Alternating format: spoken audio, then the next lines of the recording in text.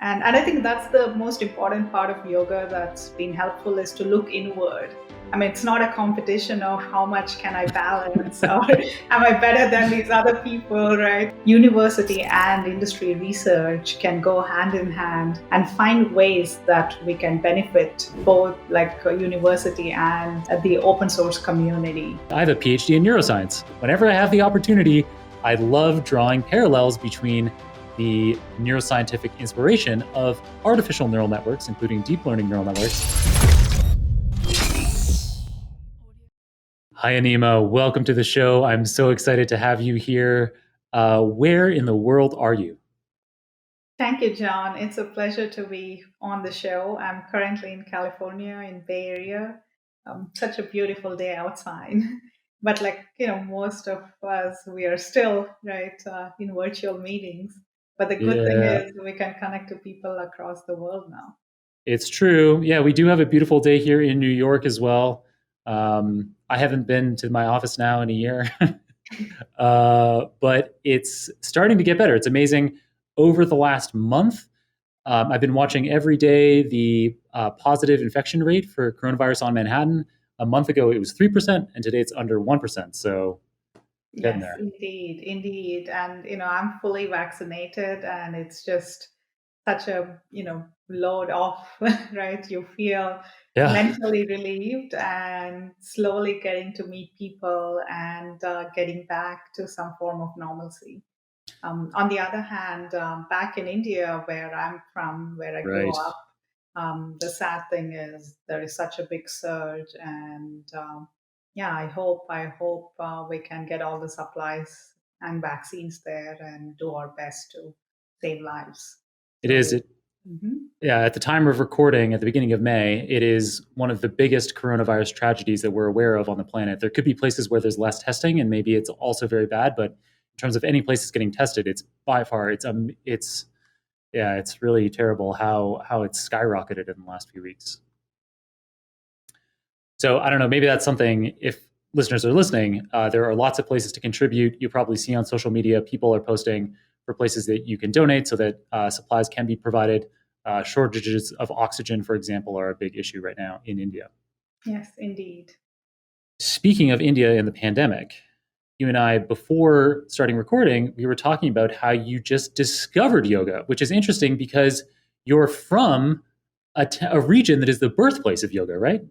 Yes, indeed, John. I'm actually from Mysore, which, in the Right. 18th century was the king of Mysore who, in a way, rediscovered yoga. So, yoga was in the scriptures, but he really encouraged people to practice that and formed yoga schools. And that's where, it took off to the world from there.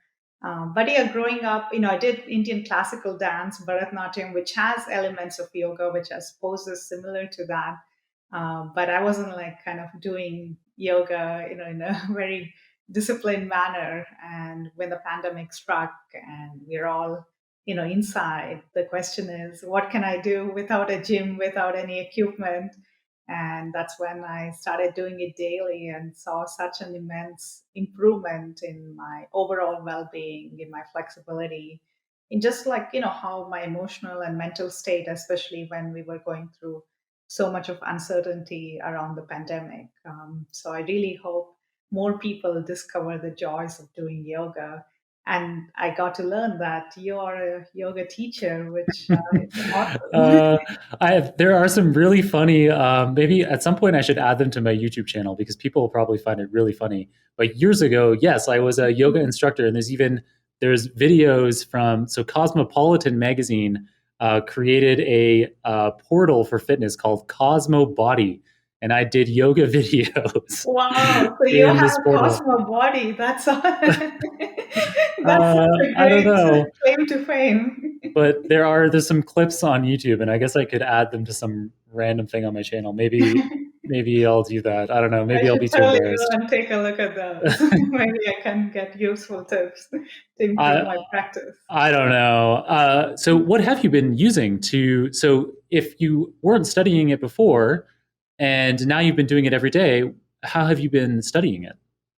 I think that's where there is the positive of social media, right? There are lots of videos, but also on Instagram, like just looking at how people are correcting poses. So it's kind of like now we are acquiring knowledge in so many different ways.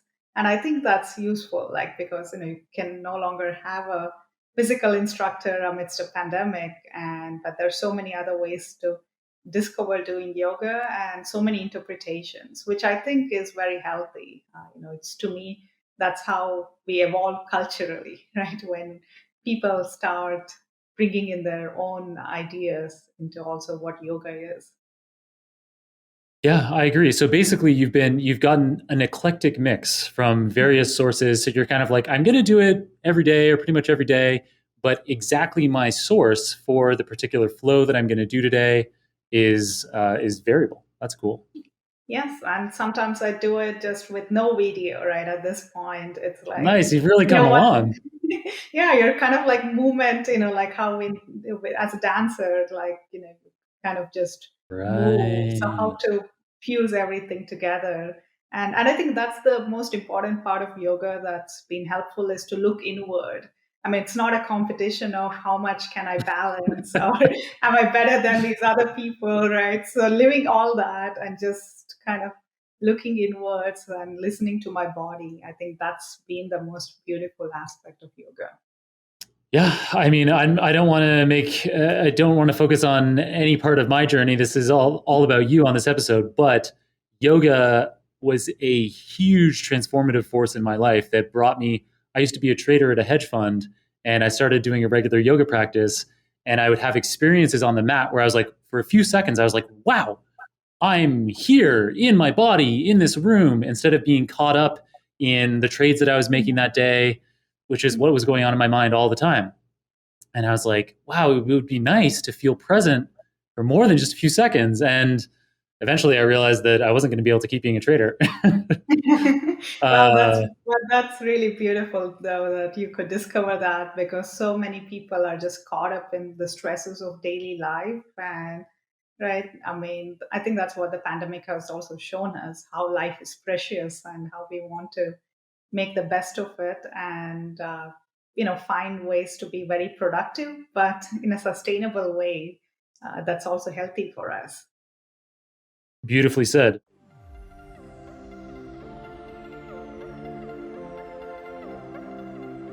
Eliminating unnecessary distractions is one of the central principles of my lifestyle. As such, I only subscribe to a handful of email newsletters, those that provide a massive signal to noise ratio. One of the very few that meet my strict criterion is the Data Science Insider. If you weren't aware of it already, the Data Science Insider is a 100% free newsletter that the Super Data Science team creates and sends out every Friday. We pore over all of the news and identify the most important breakthroughs in the fields of data science, machine learning, and artificial intelligence. The top 5, simply 5 news items. The top 5 items are handpicked, the items that we're confident will be most relevant to your personal and professional growth.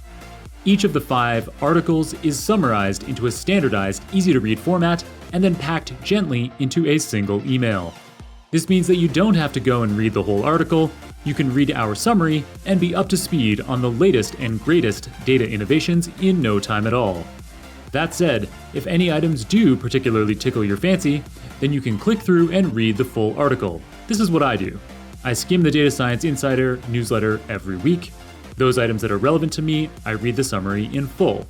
And if that signals to me that I should be digging into the full original piece, for example to pore over figures, equations, code, or experimental methodology, I click through and dig deep. So, if you'd like to get the best signal-to-noise ratio out there in data science, machine learning, and AI news, subscribe to the Data Science Insider, which is completely free, no strings attached, at superdatascience.com/DSI. That's superdatascience.com/DSI. And now, let's return to our amazing episode.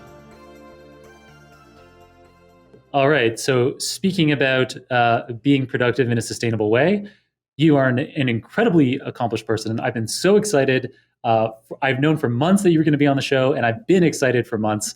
So you have two primary roles. You're the director of machine learning at NVIDIA, and you're also a professor at CalTech. So I guess my first question is, how do you strike that balance in a given week? Do you have kind of like, I spend a certain number of days on one or the other, or how does that work?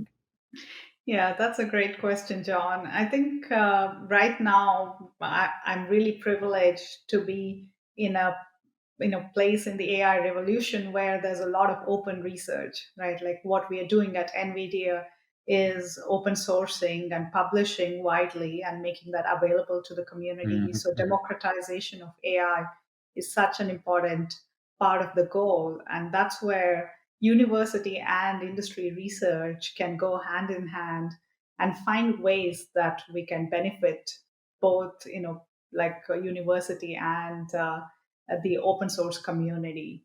So in that sense, there are certainly projects that are ongoing in both the places, and there are sometimes good synergies, and we exploit that. So yeah, it's That's I would say, perfect. and especially with the pandemic, right? Things going virtual, it's a lot more seamless to look at different projects and how they are progressing. But I do miss sometimes the in-person interaction. You A can't hundred completely percent. replace that. So. We actually we're we're interviewing right now. We're hiring data scientists, and so we I had an amazing interview with someone last week, and I was like, "Would you be comfortable meeting in person?" And so we don't have an office right now. We decided to save money by not having an office. And so he came over with my existing data science team to my apartment. I got them sandwiches, and we got to do this interview in person, have a physical whiteboard, and yeah, it's just so nice. There is really something about it. Anyway, um, so it's great to hear that there's this perfect synergy between both of those parts of your life. So, do you want to fill us in on some specific projects, some specific applications that you're carrying out? Yeah, absolutely. At NVIDIA, my team is looking at how to develop next generation AI algorithms, right? Meaning from these currently narrow domain, mostly supervised learning, how do we go to broadly generalizable AI that can work with Wow. unlabeled data that is robust, that's adaptive. Ultimately, it becomes embodied, meaning, you have robots that are agile and intelligent, so all lofty goals, but grounded with foundations in terms of how do we develop these new algorithms? How do we have benchmarks and infrastructure to evaluate them? And that's where the synergy of NVIDIA's, of course, large scale GPU infrastructure, data centers, but also verticals, right? Like if you see what NVIDIA has been doing over the last few years, is to build robust infrastructure for different verticals. NVIDIA Clara for healthcare, NVIDIA Omniverse for graphics, and using that as a one-stop shop for all kinds of graphics processing along with AI methods. Isaac for robot learning, how we can train robots in simulation because we can do that at scale. We can get lots of simulated data and then take that and deploy them onto real robots on our EGX or the Edge platforms, with Jetsons and Xaviers.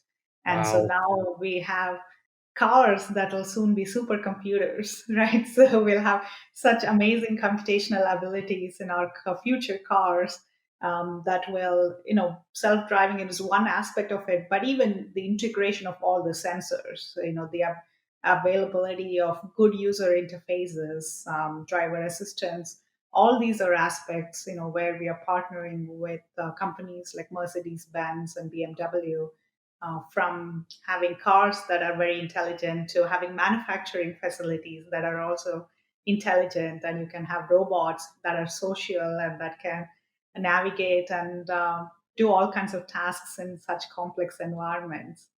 So Wow. at the NVIDIA side, there's so much activity going on, and it's like really looking at where we can make a very big impact on these hard, challenging problems. And that starts with building robust infrastructure, great GPUs, great hardware efficiency, and then enabling algorithms that are able to exploit that. Yeah, I guess in a way, NVIDIA's sweet spot probably is in problems that have a lot of computational complexity, where those kinds of efficiencies that you have in being the world's foremost GPU manufacturer. So I this is might be known to many listeners, but we should probably spend 2 minutes on it just in case, which is why people train machine learning models, particularly deep learning models, on graphics processing units, GPUs. I could do a little spiel, but I feel like you could do it much better than me. Yeah, thank you, John. Many people don't realize, right, that this deep learning revolution would not have happened if not for NVIDIA GPUs.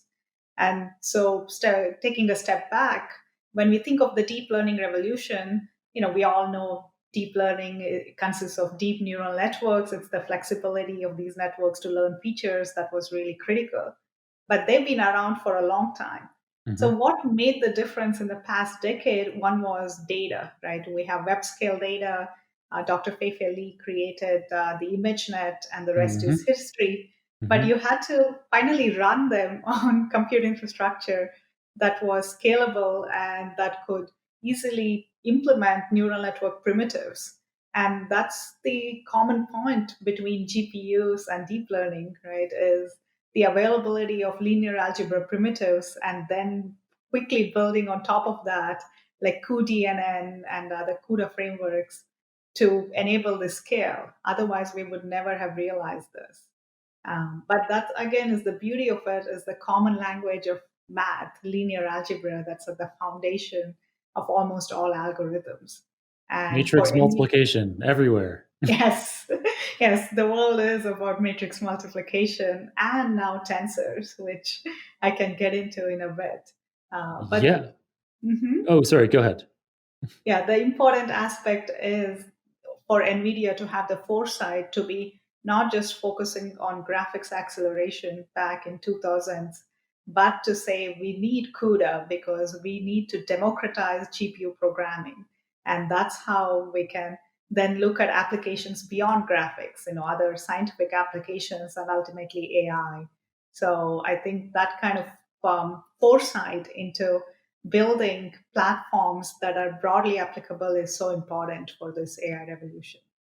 Beautiful. So I guess so in the 2000s, primarily NVIDIA GPUs, which are the foremost, by far the most widespread GPUs, um, by far the state of the art GPUs from any chip manufacturer. And so I guess in the 2000s, they were primarily being used for rendering graphics. So people who are editing videos, people who want to be able to play video games with a really fast frame rate. And so anybody in the 2000s who wanted to be able to do those kinds of things at the state of the art level, they're buying NVIDIA GPUs. Mm-hmm. But because of that open sourcing of CUDA and allowing people to program with CUDA, it allowed people like Alex Krzyzewski at Jeff Hinton's lab in the early 2010s to take Fei-Fei Li's dataset that you mentioned, the ImageNet dataset, and allow that to flow through a neural network architecture, now called AlexNet after Alex Krzyzewski. And so he had this idea of let's take two NVIDIA GPUs. He knew how to program them with CUDA and then split the data training over these two GPUs. And now that kind of idea happens. People, I mean, you probably know better than me, but there must be individual projects where people are using thousands of NVIDIA GPUs in parallel to carry out this matrix multiplication that's a key part of training a neural network.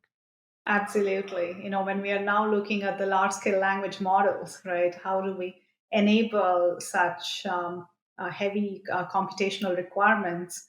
We've open sourced Megatron. Again, the source code is available online, where it's a mix of data and model parallelism. So, how do you get the best efficiency out of, say, 1,000 GPUs or even more? And I think it's exciting times, right? What is the power of scale? What can scale bring to AI? But also, what is the power of good hardware design, good algorithm design? So now we are going from like somewhat low hanging fruits, right? In the beginning, like looking back, it's obvious because once you have data and the GPUs and neural networks, magic happens. But now the question is, where do we go from here, right? And that brings to going beyond narrow tasks to broadly generalizable AI, looking at robustness, real world applications require fairness, detection of bias. So these are much harder problems, but that's where now we are in a position to address them. We are in a position to do research on them, and that's where I see great opportunities. Nice. So there's a million places that we could go from right here, but you've mentioned tensors a few times. So is this kind of this clever programming around tensors and how they're applied to GPUs, is that part of the key to being able to generalize more and more? I guess we should explain what tensors are too in a few sentences. Yeah, absolutely, John. Thanks for bringing that up.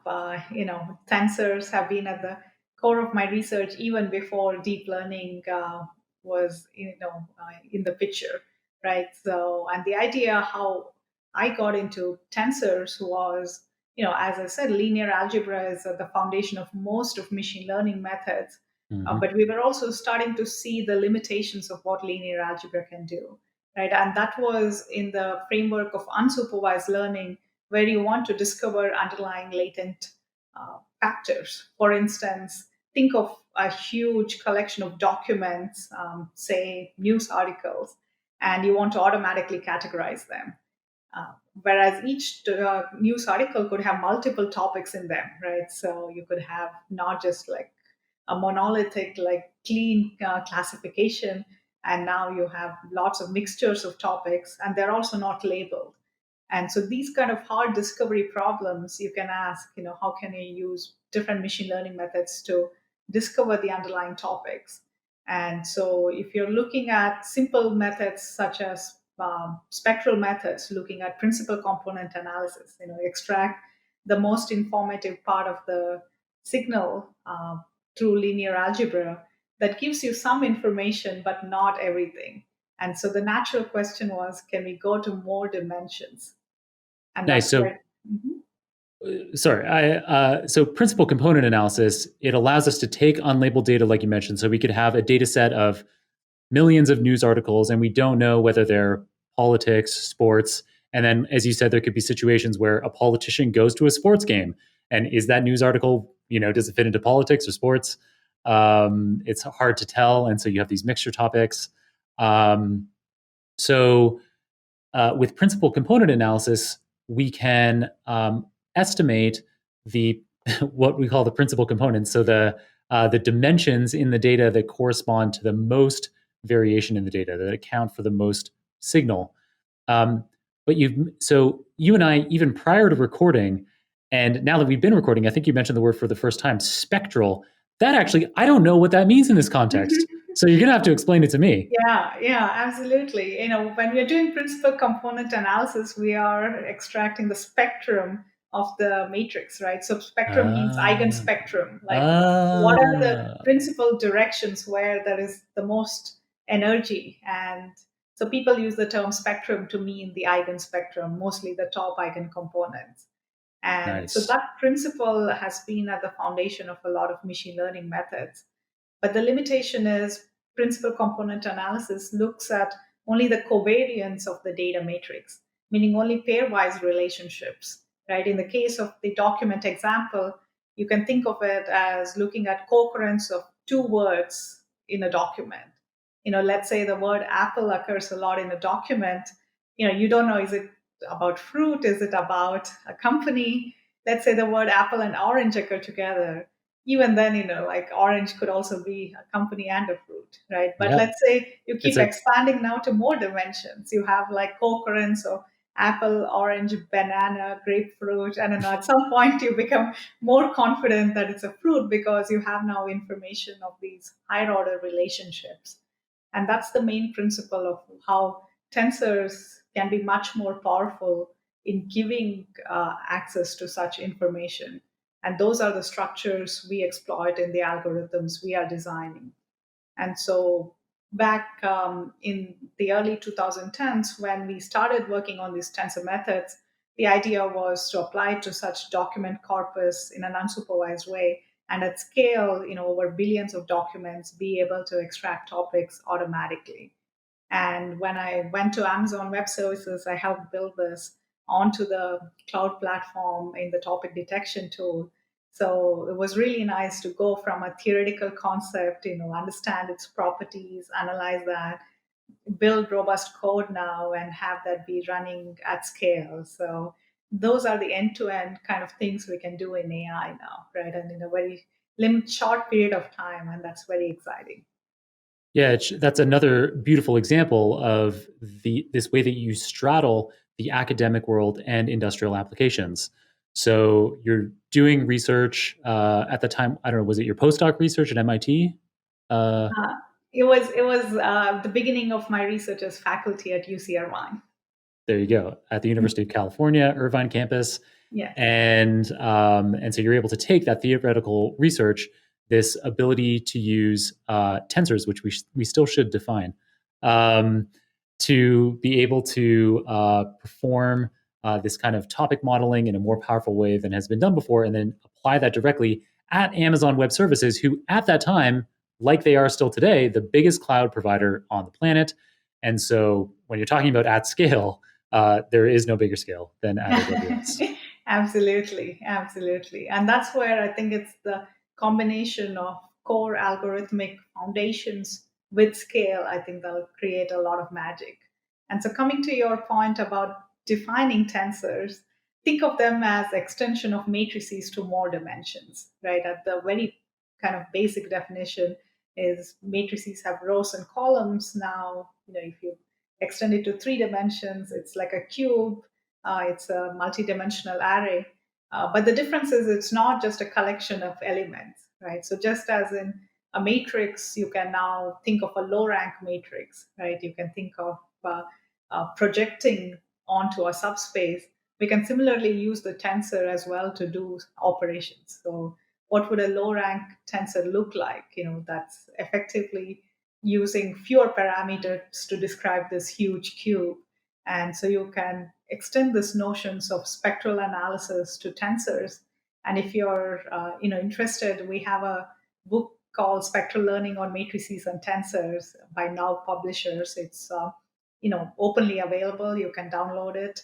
Oh, And it's freely available. yes, it is. Oh, It is. wow, that's nice. Yeah, I'm so a fan of spectral, open. beautiful. So spectral learning on matrices and tensors, your book, which is on all of these topics that we've been talking about the last few minutes: linear algebra, tensors, matrix operations, identifying the most important components of a tensor or a matrix, like the eigenspectrum, the eigenvectors and eigenvalues. Very cool that that's open source.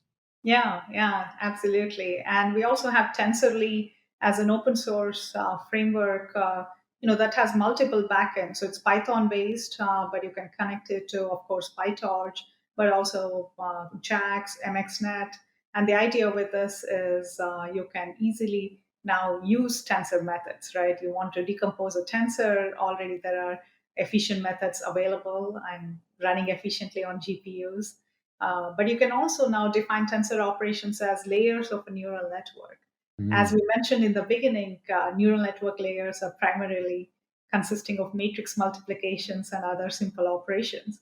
But there's no need to make them just matrices, right? We can expand to more dimensions. And that's what the tensors provide, the ability to have much better inductive bias of data. So think of your data is multi-dimensional, think of video or multimodal data. right. There's no need to put them all into matrix in these layers. If you keep track of the different dimensionalities, you can come up with networks that are much more compact. So you compress them, you have fewer parameters, but actually better accuracy because they generalize better and they're also more robust. So you're getting multiple benefits together by expanding your neural network architecture to have these huge possibilities of tensor operations. Very cool. So, as an example, I'll try to illustrate, and you can tell me if I'm right or wrong. But you mentioned video. So, with video, we have, of course, if you pause the video, you have the rows and columns, which is a matrix.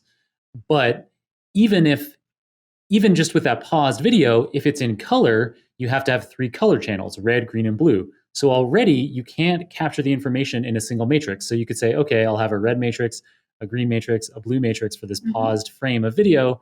but why not put that in a tensor with depth? So now you have rows and columns for all the pixels and 3 layers of depth for the 3 color channels. But we can press play on the video.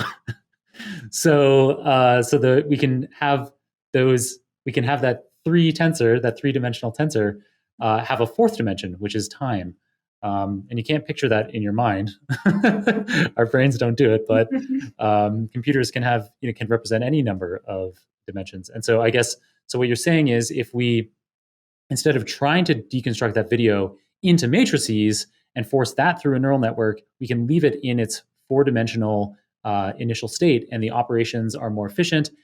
And we also, I guess, we identify more signal. And then you said something about inductive bias. I don't. Yes. I mean, the inductive bias means like trying to mimic the structure that's present in data, right? We're doing that with convolution because, we expect like translation invariance to be what we see in the way images are formed. And so similarly, if the data is multimodal, you have all these 4 dimensions or more dimensions, you're trying to kind of mimic that structure. And that means you should have a much better neural network with that. That makes perfect sense. So yeah, instead of trying to break it into pieces and study them in that kind of reductionist way, you're looking at the whole picture, the whole video holistically, and identifying patterns in that. That makes a lot of sense to me. So the library that you've open sourced for that out of NVIDIA is TensorLy. So Tensor, Tensor, Ly, Ly, Mm-hmm. TensorLy. Yes, Nice. yes. Check it out. We also have like notebooks and tutorials. Recently, we gave an NVIDIA GTC talk at the GTC conference. That's also openly available. So lots of resources. I should also add another tensor framework that we've open sourced from NVIDIA, which is the Minkowski engine, which focuses on sparse tensors. So if further you have sparsity as the structure, which is the case, say, with point clouds, right, and other 3D processing. So that kind of information can you also propagate? Can you keep your network to do sparse tensor convolutions efficiently and do that on GPUs well? So that's also, I think, an excellent framework for all the upcoming area of 3D vision and beyond. Nice. And so Minkowski, I'm taking a stab at spelling this correctly. Minkovsky?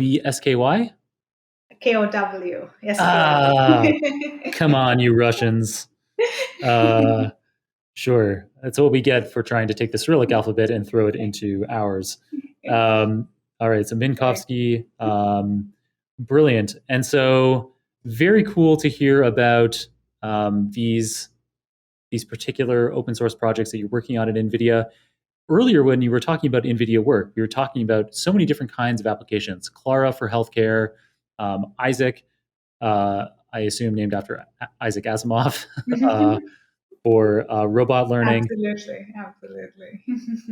So, are there any particular projects at NVIDIA that you're really passionate about or involved in that you'd like to dig into some detail on? Yeah, yeah. I'm very passionate about Isaac and Omniverse, right? Because what Omniverse does is bring together the two important strengths of the company together in a very synergistic way, like all the graphics processing, rendering, and AI tools. How do we bring the infrastructure? And so it starts with first having like all the assets, right? Like we are creating an AI factory which mimics what the BMW manufacturing plants look like. And for Mm, that, everything like from cars to humans who are assembling it and other machinery, how do you bring all this to the simulation environment? a digital And twin. yes, absolutely, a digital twin.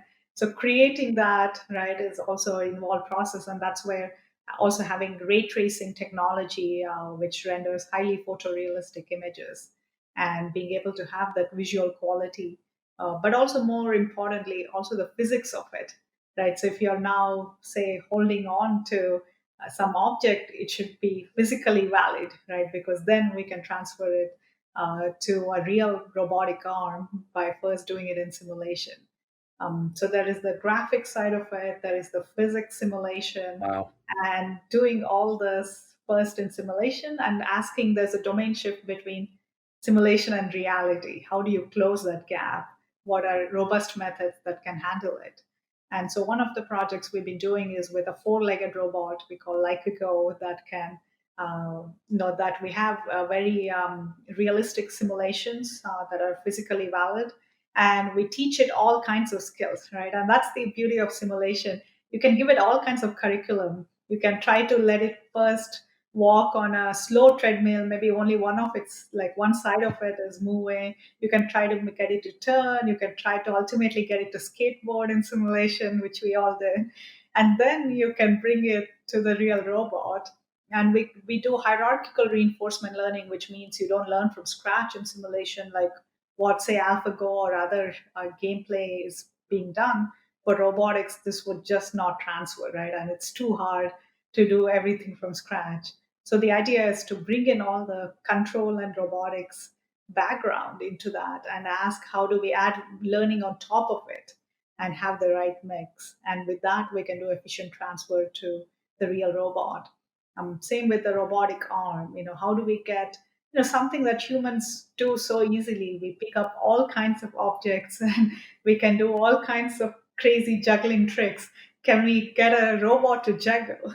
And the idea is, yes, it's much more feasible in simulation first, because you can have a lot more trials, and that's the beauty of it. So we're very excited about the possibility of sim to real by using the powerful graphics rendering and physics-based simulations where NVIDIA has deep expertise in, and combine that with AI methods. Nice. So it's kind of an overarching theme that I'm starting to get from this.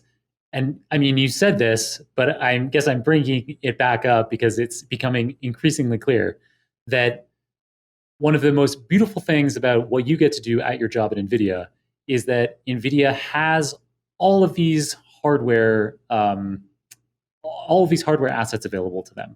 So GPUs, I didn't know about the robotics aspects of it, and then you get to figure out how can we efficiently create software tools.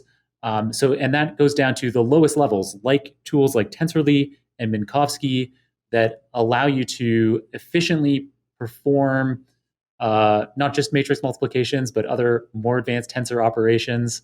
So at this very small level, and then how can we build up those very small linear algebra operations at scale across GPUs? So use a whole bunch of GPUs to in parallel perform these computations, these linear algebra computations, efficiently learn, and then we can take those model weights that maybe we train up in a simulated environment, and then put them into an actual physical real world device. So whether it's the BMW factory or I didn't catch the name of the four-legged robot, is something Like like a go. a Go. Yeah. Uh, So yeah, absolutely. You're right, John. The idea of Nvidia as a company, right? There's always the full stack view, and the barriers to collaboration are non-existent. So that's where I can wow, think about methods that go to the core of hardware efficiency. For instance, better quantization methods, right? To like having frameworks like TensorLi and Minkowski engine that can do efficient tensor operations, but also have like a clean Python front end for developers to use. And then on top of it, we have all these amazing platforms like Omniverse and Clara with very application focused infrastructure. And how do we contribute that impact all the way through? Right. And that's where being at NVIDIA is like being part of a big family that where sounds scientific great. innovation is so seamless. Wow. So people who do machine learning at NVIDIA, like you, what kinds of tools do you use? So you mentioned PyTorch already. I imagine to get really accelerated. Well, I mean, obviously, so things like CUDA, the library for programming GPUs, CUDNN, which allows CUDA to perform deep neural network operations. So obviously, those are some of the kinds of tools that NVIDIA is closely involved with. But how about you? Like, what do you use day to day? Yeah, so my team is working on a variety of different tools, right? So absolutely, PyTorch is the one we tend to use a lot because of the ease of programming, but also like tools like weights and biases, for instance, right? Which has, like TensorBoard is the common one, but with weights and biases, you can track your training very well and keep track of experiments. So those kind of tools are a great value addition. Our team uses that quite a bit. It's an Oh, ML ops tool, machine yes, learning operations yes. tool, weights and Thank you. biases. Yeah, Yes, they're cool. And they do a lot of education as well, yes, which is neat. yes, indeed. And PyTorch Lightning is another one I'm very excited about because of the modularity on top of PyTorch. You can now make the code reusable. You can put different modules together. It's very clean code writing. So I think it brings out better practices into how we organize our software code. So yeah, those are ones I would suggest. And the other important one is AMP or automatic mixed precision. Right, that's now Oh, I haven't heard of that. natively available with PyTorch and TensorFlow both. And the idea is that this is developed by NVIDIA to maximize the GPU efficiency. So automatically, Mm. you figure out what is the level of precision you want in different operations. And that's where we are heading, where we realize you don't need full Oh, precision. You can right. get away with really low precision. And so the tools like that are really great in improving efficiency. Cool. That's really useful. I hadn't heard of a specific tool for doing that. So we've hacked together ways of reducing precision, within TensorFlow or within PyTorch. But it's cool that there is a library for optimizing that. Mhm. So in case the listener isn't aware, this is hugely useful because when you're using hundreds of GPUs in parallel for doing your computation on this massive data set, the way that you're representing your numbers, the precision that you have on those. So the number of places after the decimal that you're handling, um, it turns out that you don't need very many. Mhm. And so by getting rid of all those numbers, many of the numbers after the decimal, you can save a lot of space. So your compute is a lot cheaper. Things progress a lot more quickly. Training progresses more quickly. Inference time in production runs more quickly. So maybe an application that you thought you couldn't run in production, now, oh, we just found can just get rid of some of this precision and we can run it in production at the cost that we were looking to. So hugely valuable, especially when you're working at a massive scale like you are.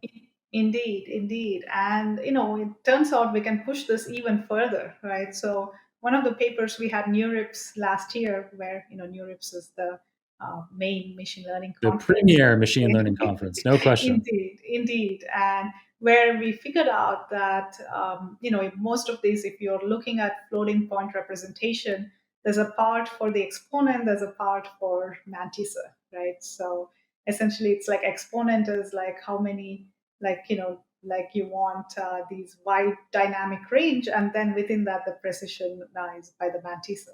And we figured out you can just throw away the mantissa, so it can just be a logarithmic. What? Wow, that's crazy. Yeah, and the inspiration comes from neuroscience. So Marcus Mister, who's neuroscientist at CalTech, whom we collaborated with, and where there's a lot of evidence where in the brain that's how information is stored, and that's what leads to low power requirements, and still the ability to represent signals with a large dynamic range.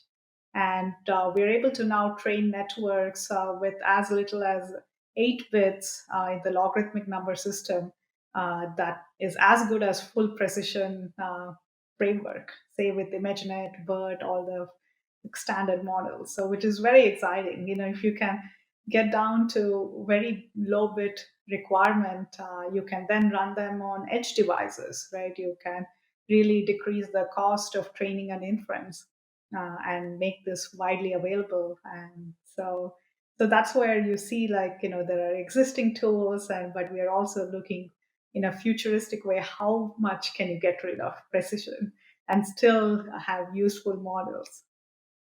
That's super cool. I didn't know we were that far along, and I'm excited to hear that. I'm also excited to hear the neuroscience link to something you probably don't know about me yet, Anima.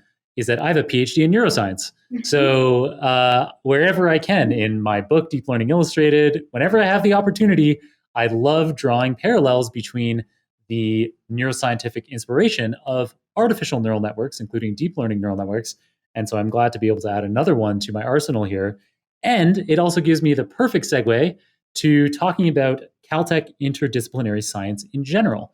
So it sounds like by being able to work with neuroscientists, I mean, you just gave an example, so it doesn't just sound like it's obvious that through this kind of interdisciplinary approach that you get through working at CalTech, you get exposed to ideas that lead to truly transformative applications like you just described in the precision space. So do you want to tell us a bit about what CalTech interdisciplinary science is all about?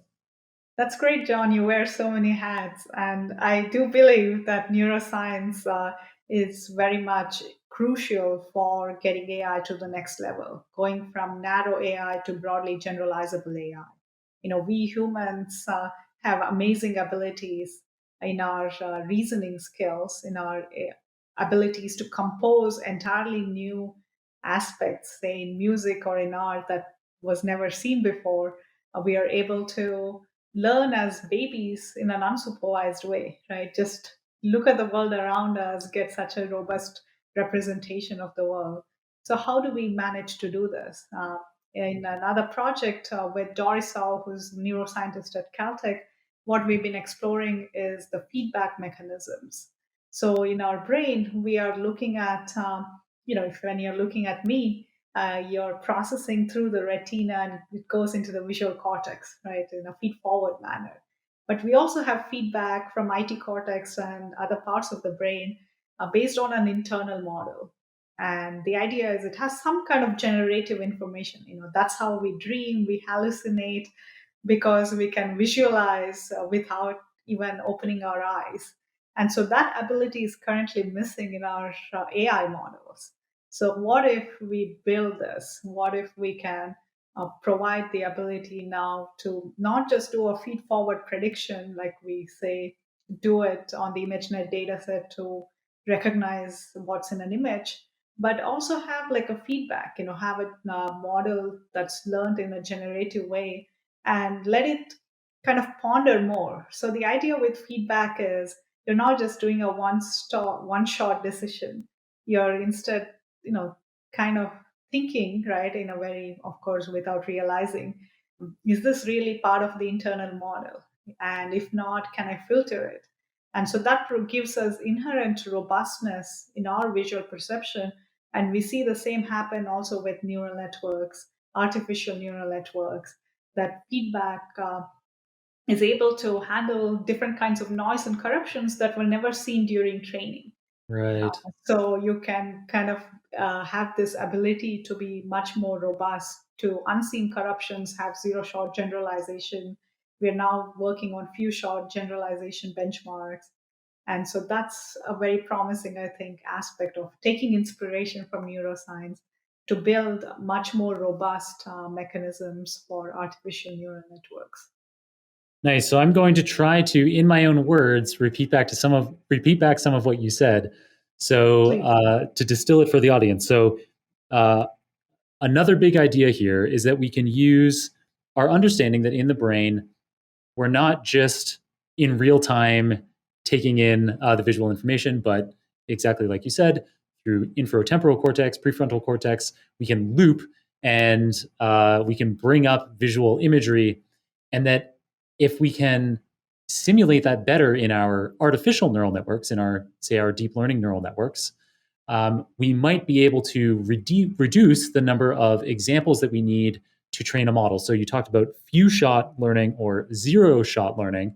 And so it sounds like we're at a stage now where we're addressing that few shot idea where, based on just a few training examples, this feedback loop kind of allows the neural network to simulate more real world circumstances or be more robust to circumstances it hasn't seen before. Because today, if we think about the standard feed forward neural network, like an AlexNet architecture that we talked about earlier, it can't do anything like that. If it hasn't seen examples exactly like, well, not exactly like this, you can have some generalization, but very limited generalizations.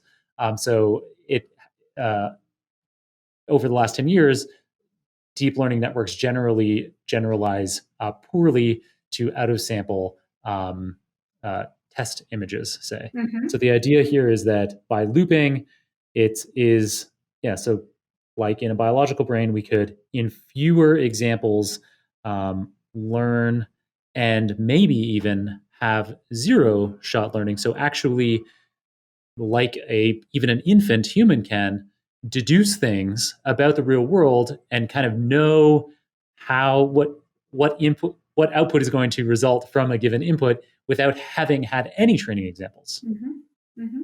Absolutely. Yeah, I think that's at the core of fragility with the current neural networks, right? So if we can make them much more robust like humans too, and learn in a self-supervised way, which is another important development. So instead of Ooh. having explicitly labeled data, can you create supervision on their own? Can you create different kinds of the data transformations that we know are invariant to what's in the image? Can you use that information? And there's also evidence that babies, when they're right, like trying to understand the world around, they're moving their head, they're trying to reason about occlusions, the foreground background separation. So these kind of self-supervised learning could also be biologically motivated. Yeah, so the generalization aspect that we are talking about is so important. One, of course, to make the AI broader, right? But also for the sciences. So at CalTech, we have the AI for Science initiative that aims to bring AI into all scientific applications. But the primary challenge in so many of those is we require zero shot generalization. For instance, if we are asking about discovering drugs, we want to make a molecule that's probably never been done before, right? So how do you reason about properties of molecules that are not well represented in the training data? And so this is where we also need domain knowledge. It's not just data driven, but there's a lot of knowledge that's available, right? For instance, with the molecule, we know the Schrodinger equation, the famous equation that tells about the energy of the molecule and all the properties, how soluble it is, how toxic it is. And these are aspects that we need to bring in. And that's where one of the projects at Caltech we've been working with Tom Miller, who's professor of chemistry, and bringing in that domain knowledge and asking what are some features like molecular orbitals that we can compute cheaply. So that's think of that as a domain specific feature, but combine that with graph neural networks. So you're getting a hybrid model that combines the best of domain knowledge and the flexibility of neural networks. And that's able to do the zero shot generalization. So you only need to train on small molecules, say up to size 30, and that's where getting training data for that is cheap enough, right? And then directly generalize to much larger molecules, 10 times or more. Right. And that ability means we can now replace traditional methods with deep learning based methods that are thousands of times faster. So you get this amazing speed up and zero shot generalization when we collaborate with domain experts. That's one great example. Another one is in the domain of partial differential equations, which is at the core of so many scientific applications. And Navier-Stokes is a famous one for modeling fluid turbulence. Right? It's highly multi-scale, very, very expensive. That's what if you're doing for climate modeling, you would need supercomputers of the world to be able to simulate that because of the complexity of those calculations. And what we've seen is the ability of now neural networks, what we call neural operator, that is based on Fourier transform, which is again a fundamental operation. So these Fourier neural operators are able to replace traditional solvers and get thousands of times speed up and still retain the fidelity. And the cool thing is you can just use low resolution training data and directly generalize to high resolution evaluations. So this form of zero shot generalization or few shot generalization becomes so critical in scientific applications. So what we are building, say with neuroscience and getting inspiration, hopefully has a broad impact in so many of these areas. Yeah, that's really cool. This generalization is obviously an important theme to you. So, being able to take what might be considered narrow applications of a machine learning approach and seeing how this generalizes to other domains. And I guess, as you mentioned artificial general intelligence. So this is a theoretical algorithm that could learn the same in the same way as a person, the same diversity of things that an individual person could. And I guess that's we're making steps in that direction. You are specifically making steps in that direction by coming up with these kinds of ideas, few shot learning, zero shot learning, and by being able to apply them broadly across domains. This is increasingly generalized artificial intelligence. Cool. Yes, absolutely. And the idea is to build strong foundations for that, right? And be able to carefully test what are the generalization capabilities. So scientific applications give a great way to test that because we have like ways to verify is this a drug-like molecule or not, for instance, or is this fluid simulation having like physical properties we expect it to have.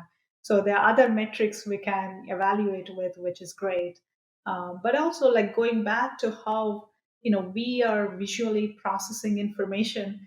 Can we have good benchmarks where humans do very well, but AI methods, right, is challenging. It just doesn't overfit to some examples and cheats its way to do well. So we've created a benchmark called Bongard logo that's in fact inspired by a classical Bongard challenge that was created to look at human cognitive reasoning abilities.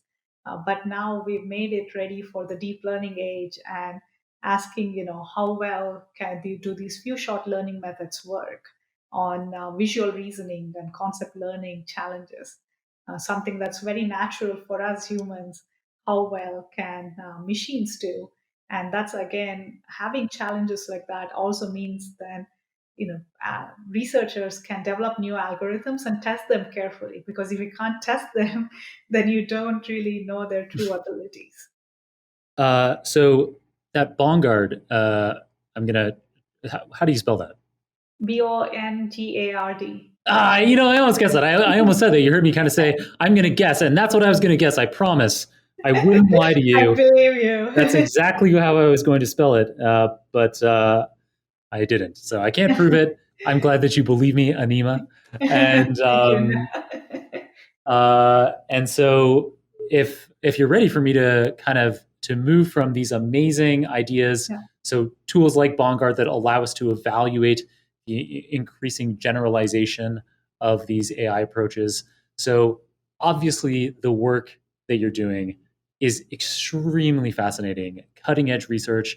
It sounds to me from the discussion we've been having so far, obviously there's some programming ability that people need to be doing this work. So we talked about tools like PyTorch, ML ops tools like weights and biases, and I assume that kind of thing comes in handy when we're working at the kind of scale that you're working at, distributed learning over many GPUs. That kind of ML ops is hugely useful to ensure that we're doing it efficiently. And I dare say, it sounds like knowing the fundamental mathematics well. So linear algebra, you talked about partial derivative calculus. And so that's music to my ears. So we already know about spectral learning on matrices and tensors, your book for learning about linear algebra. I've been working on this book, Mathematical Foundations of Machine Learning, that focuses on linear algebra and calculus and probability theory, because I've seen this same gap where I totally think that the most fun and interesting way to get into machine learning initially is by learning how to call things with high level APIs, Mhm. learning how to make PyTorch layers, seeing that this amazing power of the way that a neural network can approximate inputs to outputs. But then you start to run into barriers. There's limitations on what you can do by calling these kind of high level functions. And so that's why I created this curriculum. So it's a Udemy course that I have in collaboration with Super Data Science. And so people can check that out. But so it sounds like those are all things that people need to be doing research like you do at NVIDIA or at CalTech. What else? What are other critical skills that people need to be working with you? What do you look for in people that you hire? Mhm. Yeah, those are all great resources, John. And, thank you for doing the very important work of making linear algebra and these mathematical foundations accessible to the broader public.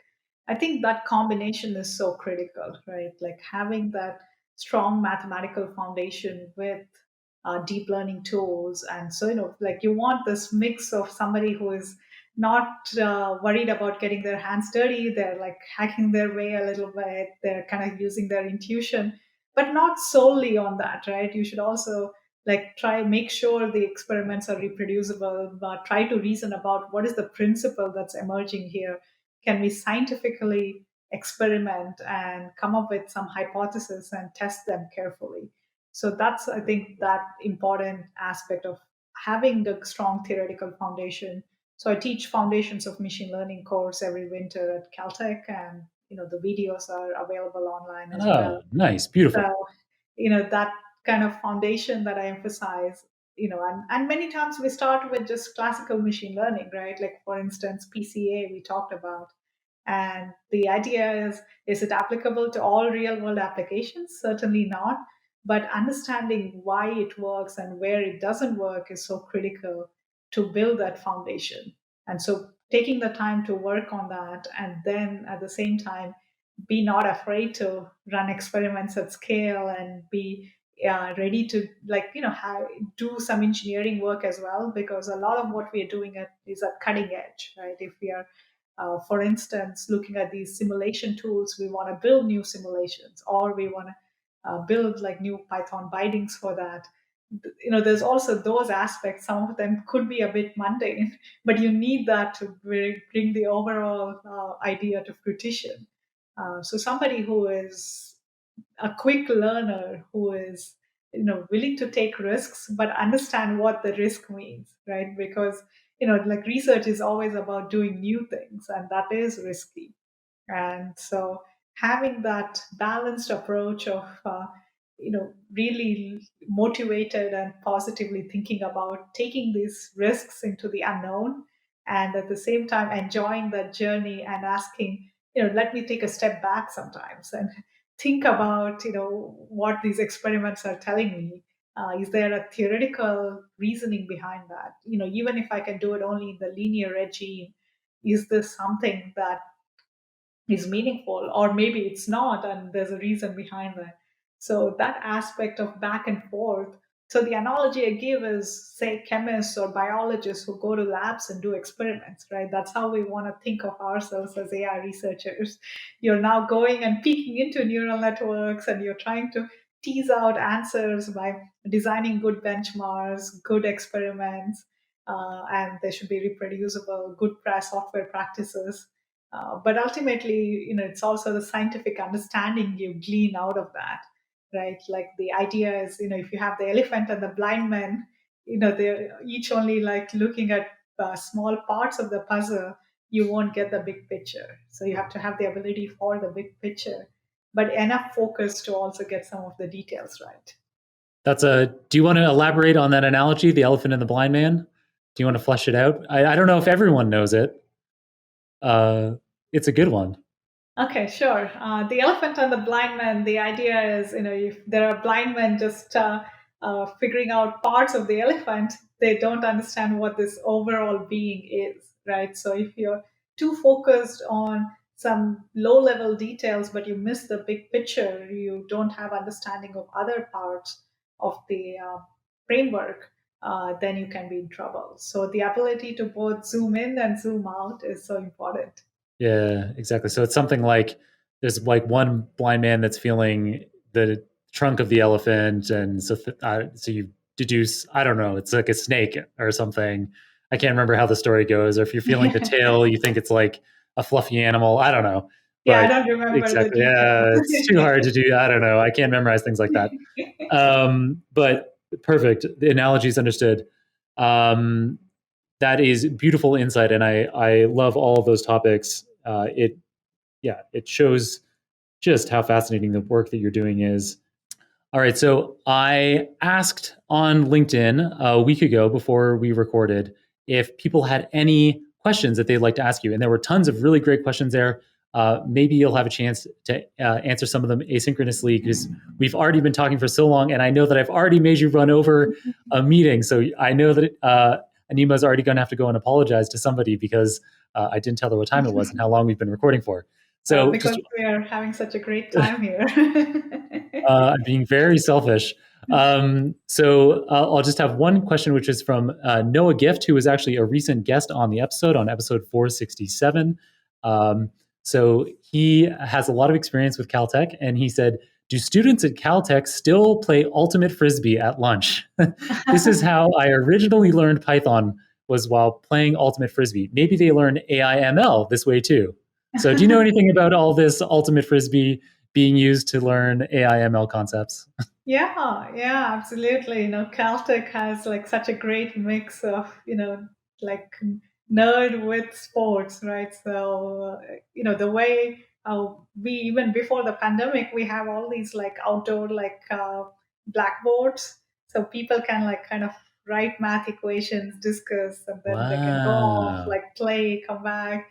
So yeah, we really encourage great atmosphere for learning, and of course the California weather also, most of the time cooperates with us in that aspect. But yeah, that's a great memory to bring up. That's very cool. I didn't know anything about that, and I guess I'm going to have to visit CalTech at some point. Mhm. And then the final question for you, which is one that we always ask, is a book recommendation. Obviously, we already have your Spectral Learning on Matrices and Tensors. That sounds like an awesome book for digging into linear algebra and tensor operations. Do you have any other recommendations for us? Yeah, I'm really excited about the new book that you can preview online, called Learning Deep Learning, or LDL, by Magnus Ekman, who's also a fellow NVIDIAN, and I was very happy to write a foreword for it because what I saw was just such a great way to get started with deep learning, having a firm understanding of the principles like we discussed before, but also program code that's efficient, that's runnable, that's something you can do hands on. And so this is such a great mix, and it starts from the starting foundational principles of deep learning, but goes to the latest frameworks, right, like such as GANs, language models. So it's very up to date while also making sure the fundamentals are present. It's a beautiful recommendation. And given that that book has the same acquisitions editor as I do, Deborah Williams of Pearson, I know that she will be delighted to hear that you make that recommendation as well. And I hear that you wrote the foreword to it. So I'm sure Magnus and Deborah very much appreciate that as well. All right, Anima, this has been such an amazing episode. I learned so much. I wish I could keep you here for hours more and ruin your calendar for the rest of the day, but I will let other people get to you. So thank you so much for being on the program, and hopefully we'll get a chance to have you on again soon. Thanks a lot, John. I really enjoyed it, and I also got to learn so much. So this was such a pleasure.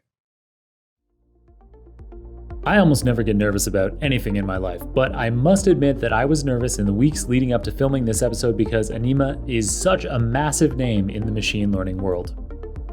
As it typically turns out with almost everything we worry about, there was nothing to be anxious about at all. Anima was so personable, down to earth, and fun. I absolutely loved filming this episode with her, and I hope you enjoyed it as much as I did. Anima engrossed us with so many fascinating topics today, including invaluable open source projects she works on at NVIDIA, like TensorLee for applying linear algebra operations, and Minkowski for working with sparse tensors. Her favorite data science tools include PyTorch Lightning, AMP, and weights and biases. We talked about the importance of linear algebra, calculus, software engineering, experimentation, and being willing to take risks in order to be an AI researcher at institutions like NVIDIA and CalTech. And we talked about how cutting-edge GPUs, the clever application of linear algebra within software, and ideas from biological neuroscience are allowing machine learning to become more and more generalizable, enabling AI models to learn from far fewer training examples and to be much more robust to data they haven't encountered before. Amazing. This is definitely an episode I'll be listening to myself because there's so much to learn. I can't imagine I took it all in during filming. As always, you can get all the show notes, including the transcript for this episode, the video recording, any materials mentioned on the show, and URLs for Anima's LinkedIn profile, as well as my own social media profiles at superdatascience.com/473. That's superdatascience.com/473. If you enjoyed this episode, I'd of course greatly appreciate it if you left a review on your favorite podcasting app or on YouTube, where we have a video version of this episode. To let me know your thoughts on the episode, please do feel free to add me on LinkedIn or Twitter, and then tag me in a post to let me know your thoughts on this episode. Your feedback is invaluable for figuring out what topics we should cover next. All right. Thanks to Ivana, Jaime, Mario, and JP on the Super Data Science team for managing and producing another amazing episode today. Keep on rocking it out there, folks, and I'm looking forward to enjoying another round of the Super Data Science podcast with you very soon.